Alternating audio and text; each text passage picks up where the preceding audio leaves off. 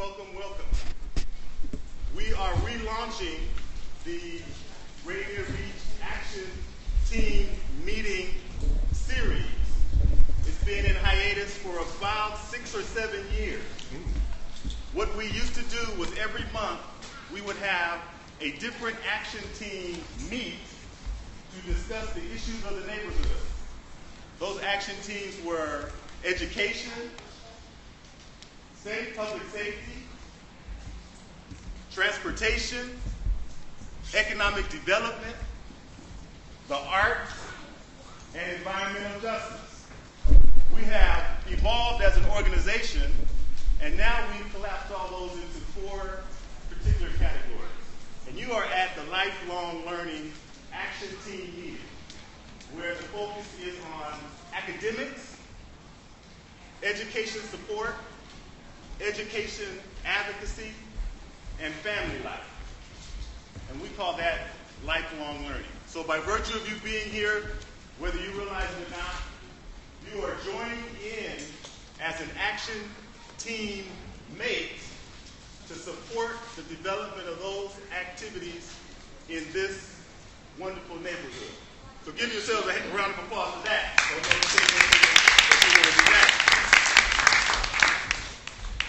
We do have a special treat today, and that is to hear from, what did Patrice say, one of our stars. I guess we got to reclaiming him, okay? His name is Dwane Chappelle. How many people here do not know Dwane Chappelle? We got 3 people who don't know you. Man, we got to do a better job of getting you well known. No, I'm sure many of you know him.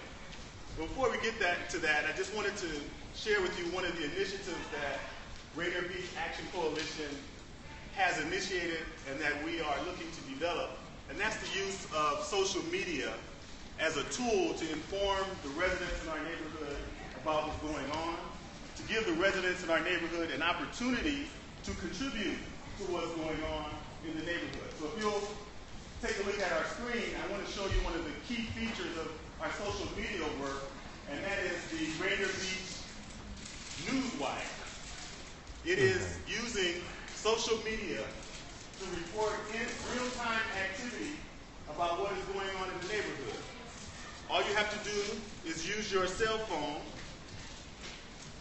take a photo, and send a SMS text to this particular site, and you will be able to see the activity that's going on in the neighborhood or contribute to it. So if you can scroll down, or is it scroll up? Scroll down. Okay, so stop there. David was somewhere yesterday. So this is the Africatown meeting that was occurring because of, I'm sure what you heard was the vandalism that occurred at Africatown. And so David was there at the meeting, and in real time, he took this photo and offered a short message about what was going on at the meeting, so that you can see in real time what's going on in our neighborhood. And so this is one of the features of our social media campaign to educate the people in the neighborhood on what's going on in the neighborhood. So as sure as you are an action team mate, this is one of the opportunities you have to contribute to the positive perception that occurs in Rainier Beach. We want that perception to change from the inside out.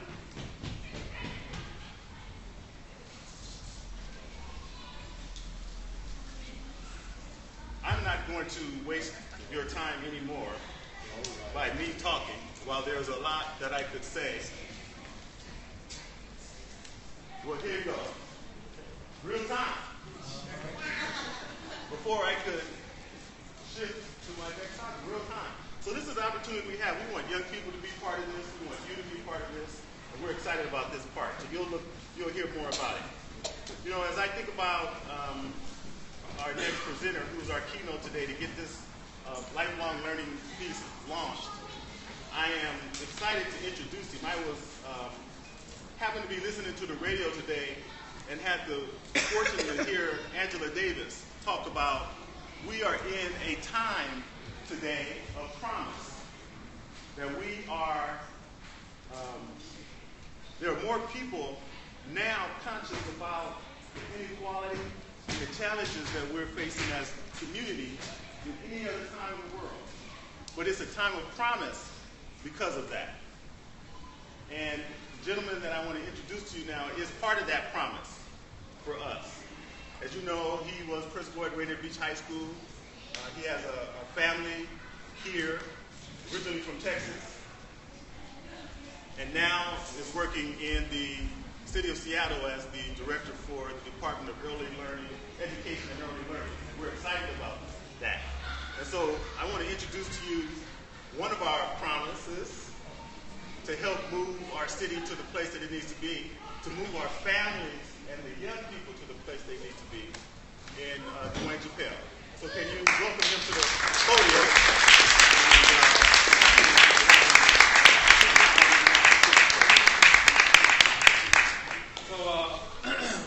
First I want to thank Mr. Davis for, and please let me know if I'm not talking loud enough. I want to make sure I talk about everything I said. But Mr. Davis, actually known as the Rainier Beach mayor, was part of the process of bringing me to Rainier Beach High School in 2011. So I find it kind of ironic. I find it kind of ironic that he is now actually introducing me to speak to everyone today in front of a community not only that I live in, but I care so much about. First thing I want to talk about, I'll just walk around because I think it might be different when I go to a different area, is, so as Mr. Davis said, I did take the new position as the Director of Early Learning, and I do report directly for our wonderful mayor. But what that means for Rainier Beach High School is, so right now they're going through a process. The process is to select and find a new principal of the school.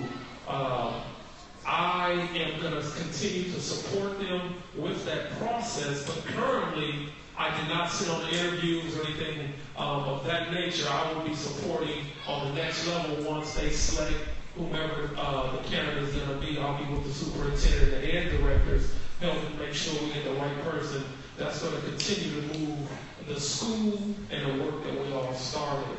So that's one thing of what it means. I'll definitely be continuing to support Rainier Beach High School. The other point I want to talk about is, so in my new task right now, one of the major initiatives we have going is focusing on the Education Summit.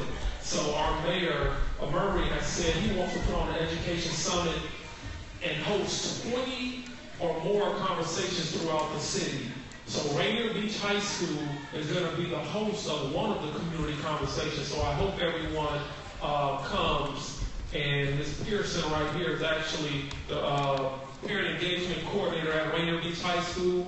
And she is going to be the one as a point of contact with the dates and information when it's coming. So that's one thing. But the other piece is, what does that mean for me being at a new role, in a new role, and supporting the community? First, I want to talk a little bit about what my job entails. So I am overseeing the goal of 100 by 2018. What 100 by 2018 means, the mayor has tasked us to open up 100 Seattle high-quality preschool programs throughout the entire city by 2018. For me, how I'm going to just tell you how personal that means for me. So when I first took the job in 2011, those of you that know me well knows that my wife and kids stayed down in Texas for 2 years because my daughter, who was 2 at the time, we couldn't find a preschool to put her in, and she was already in a preschool in Texas. So we always talk about white privilege and race and social justice, but here I am as a black man, a privileged black man. Wife had a job, we had a job, but it was like so difficult to find a preschool program of high quality to put a kid in. We were on numerous waiting lists, and by luck, literally by luck and by I can say it, by God, I'm not at work. So by the praise of the blessings of God, when they moved up, the waiting list of one facility actually had moved enough, so we were just fortunate enough for my daughter to get into this preschool. So I'm saying all of that because now that I'm in this new role and us trying to open up 100 preschools throughout the city, it is so important because I'm speaking from a privileged person. Privileged meaning I have a job and I'm just blessed with, I can afford for my daughter to go somewhere.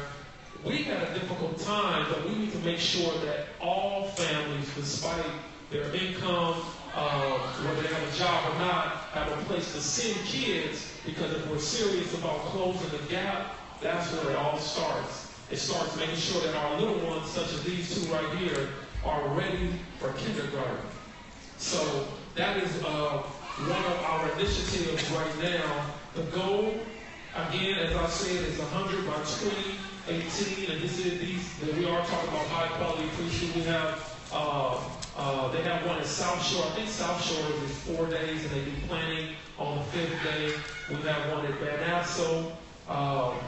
We have one at the old Van Nassau, or we have two programs there. I think they have some at Bailey Gap. So those are the ones I'm just thinking about that are in Seattle Public Schools. So the other piece I want to talk about is trying to figure out how we can continue to support and bring funding not only to just Rainier Beach High School, but to Seattle, specifically South End, where our kids, and I shouldn't say most needed or needed most, but where we know we see there is a need to have an impact on young children growing up, whether that's early learning or before school, after school, or whether that's something with Parks and Rec, whether it's track or whatever it is that will keep our kids engaged. So I'm saying that because I'm sorry, I'm trying to look at my talking points. I'm saying all of that because we have to make sure that we're going to be as impactful as possible for our kids, because the time goes by quick. And I want to go back to the first thing, or the second initiative I talked about, which is the Education Summit, what the mayor did, what the mayor is proposing. That's going to be so impactful, and it's going to be so important that you all can attend, because the way it's happening now, there's an Education Summit scheduled for August 30th. August 30th, that's a Saturday, right? August 30th. And on August 30th, that's when the summit is going to happen, but the community conversations, we need you there, because all the ideas at the community conversation are going to be taken, they're going to be broken down, and the information is going to be given to the advisory committee, which is going to make a recommendation to the mayor of what we need to do to help impact our kids in Seattle. Just to give a little history, the first Education Summit happened in 1990, 26 years ago, and out of the first Education Summit was the Families and Education's Levy that exists to this day. And our mayor is passionate, and he says that he wants to do something big. What that big is, I don't know yet, but he wants to make sure that it's the community that's making sure they recommend what's going to happen for our kids. And a few other things that I want to touch on. Graduation. And I'm talking about graduation for high school students because one thing that I've been reflecting on since I've been at Rainier Beach High School, the first year was the graduation rate was 53%. So collectively, I'm talking about urban impact, to communities and schools, to PTSA, to everyone collectively, we help increase that. But one thing I started thinking after my second year was, are we really doing our kids a service by graduating them and not having them connected to something? What I mean by connected to something, I'm saying we were graduating kids, and that graduation, for me, it's always a very emotional time. If not only do I get to see these kids leave, I'm like, man, we have another group. I remember, watching them grow throughout the year. But literally, I can see a picture frame when I'm on stage. When we turn the tassel from right to left, you see the kids saying, "You dub," or wait, "Gremlin, here I come." And everybody's excited. And you see another kid saying, "South Seattle, here I come." Yes, but then there's a big group of kids that are like, "I don't know where I'm going," so I'm kind of holding on to my hat. And I'm saying that because that really has touched me, and we need to make sure that our kids, when they leave high school, are connected to something, because not everyone is going to go to college, not everyone is going to go to a 2-year, 4-year, or RTI, or something. So what we did was, and just like I said, another blessing by God, as we were having this discussion, South Seattle Community College reached out to us and said, "Hey, what would you think about the 13th year?" So then we started offering kids an opportunity to just, if you graduate, you have a free year at South Seattle. And so when you go to that free year, you can kind of try to figure it out from there. But we still are trying to tie up the loose ends. The loose ends are, not everyone wants to go to South Seattle. Not everyone wants to go to UW. So we just have to make sure as a community, we set opportunities for kids to be engaged in something. Our mayor, again, has this initiative. So he is, this summer, trying to make sure that we have 4,000 jobs available for kids throughout the city. We need to make sure that our kids are taking advantage of these opportunities, because I'm speaking from a principal's perspective. The kids that kind of get into some sticky situations get into them because they're not connected to something. So outside of school this summer, if kids aren't in a summer program, we need to make sure that they're employed or doing something that's going to help better them. And my last point I want to make is the International Baccalaureate. So the International Baccalaureate program, as you all know, was brought to Rainier Beach High School, not by myself, by our PTSA communities who said, "You know what, we want something for our kids that other schools have that our kids deserve." And many of you may have heard in the newspapers, just seeing the glowing accolades that the IB program has done for Rainier Beach. But I'm not sure if they were as intentional as saying that last year was our first class of students who went through the full diploma program, and we had over 90% of the kids take the IB exam, language and literature exam, because everybody at Rainier Beach High School has to participate in the program the way we set it up. There is no, well, he can or he can't do it. We set up for everybody to do it. The way we did it, they all take one class minimum, but most of them don't know it, that they're taking 2 or 3 classes. And so for that one test that we all require them to take, over 90% of the kids scored a 3 or higher, and then we had approximately the rest of the kids score 4 or above, and our highest score was a 5 last year. That's right, it was a 5. And it's interesting because it was a basketball player that scored a 5, and that was even more rewarding than anything, because you, as a principal, I'm just going to tell you all, I'm going to be honest, I sit in these rooms with other educators, and when it comes to Rainier Beach High School, they try to say, "Oh, great basketball," but they forget about the academics. So when I'm in the room, I always make it a point to say, okay, you want to say great basketball, so our great basketball players scored the highest score on the IB exam. But it's also inspiring when college coaches come up and say, "Can I go see what the IB class looks like?" I'm not used to recruiting kids that are in IB class. So I'm saying all of that because not only has this program given the school growing recognition, but it's given our kids opportunities to do one thing, that's think critical. When they graduate from high school, if they go to work or college, you're going to have to think critical.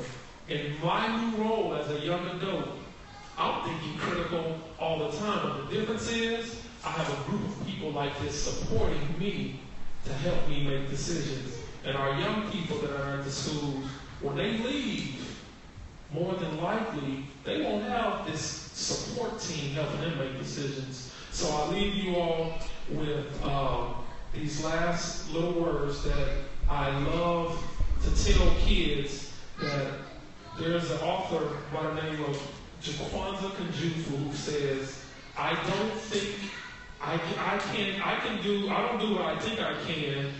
I don't do what I believe I can. I do what you believe I can.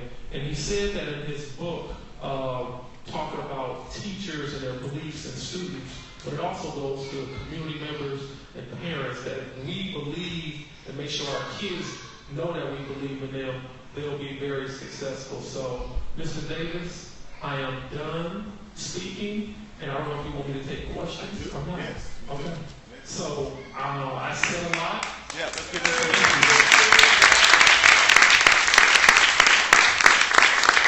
So, any questions, please go ahead. Yes, ma'am. How are you going to fund your preschool facilities? So the question is, how are we going to fund the 100 preschool facilities? So the Families and Education Levy is set up to help fund the actual preschool program. We don't fund the facilities, we just fund the program wherever there's space and a CBO or someone wants to open up a program. Any other questions? Yes, ma'am. Ms. Patrice. Are the requirements for that CDO going to be explicit, or is it kind of just, I have a program in mind, I'm going to apply, I make one of them? So the question is, are the program requirements explicit for CBOs who want to open up preschool, correct? So there is an explicit process that is detailed that shows what CBOs have to do in order to qualify for funding for to open up a Seattle preschool program. And those are on our website, but I can even be a little bit, I can email them to you. You can put them up on the website if you want to, so people can know. But there is a process where the state comes out and they look and just make sure that they that your site is meets the minimum requirements. Yes, sir. You're going to do the summer youth program this summer? The summer youth program this summer. Are you talking about the Freedom School program? The employment like that, Yes. those that graduate are in the summertime high school students, junior high students. So that's what I was just talking about. The mayor has upped his summer youth program. Last year it was 2,000 jobs. This year he has a goal of 4,000 jobs for kids this summer. So, anybody else? And you just made me think of something. I want to say this though. So it's so interesting working for the mayor because you get to see his passion, how he really cares about kids and communities. So he did a State of the Union address. Now, I have to be honest, I probably watched maybe 2 of those, in the last maybe 8 years, I'll be honest. But when I watched him speak, he said something, and I don't know if it, just by show of hands, did anybody watch his address? Okay, 2 people. So he said something interesting that really that stood out to me. He said, and my wording might not be exact, but he said, Seattle is at its best when black men are at their best. And that's really been resonating with me because to have someone not only call it out in an address to the city, but also have a race and social justice focus within the city where we're using race and equity toolkits, man, for me, that's pretty powerful for someone to say that. Any other questions? Yes, sir, Mr. Jarrell. How can people in this room, as well as other community members, organizations, etc., contribute or support the need of funding for the IB program in the year to come? So the question is, how can anyone in this room or people help support the need for funding of the IB program? I think the best answer I could say right now is reach out to the district and talk with our district leadership. That's just the best answer for me, because I know I'm speaking from the principal's perspective. We're trying to tap into all resources to figure out what can we do to piecemeal the IB program. We've been piecemealing it together with grant fundings here and there for the last few years. So that would be my best suggestion. And if you want to go even further than that, the IB coordinator, Mr. Pierce, at Rainier Beach High School, which Ms. Pearson can connect you with, will be able to give anybody some strategic measures they should probably take, whether that's reaching out to the district or legislators or whomever. Anyone else? All right, well, thank you guys, and just know I'm an honorary Viking. I'm looking at the clock because my daughter's track practice ends at 7:30, so I know they got to leave on the field before I get over there. But I appreciate you all coming out today, and if there's any ideas that you have or recommendations for me, please send them my way. You can find me on the website for the city. You can reach out to Rainier Beach High School. I'm pretty much there frequently. And the last thing, I just want to make sure that you please attend the community conversation that's going to be in. If it's not at Rainier Beach, we're going to have it throughout the community, just to give your feedbacks and thoughts on what we can do as a community to make, and I'm just going to put this out there, not just Rainier Beach community better, but the reality is we need to make sure we think about all kids, and I'm saying that because I was guilty in the past of saying, oh man, when I go in the teacher's classroom, this teacher is terrible, but they would do really good at a North End school. But then I have to rethink and say, you know what? If this teacher can't teach here, and I'm evaluating why would I punish someone and send them somewhere else if they're just kids? Because kids are kids. So I'm saying that, and thank you guys. Appreciate it.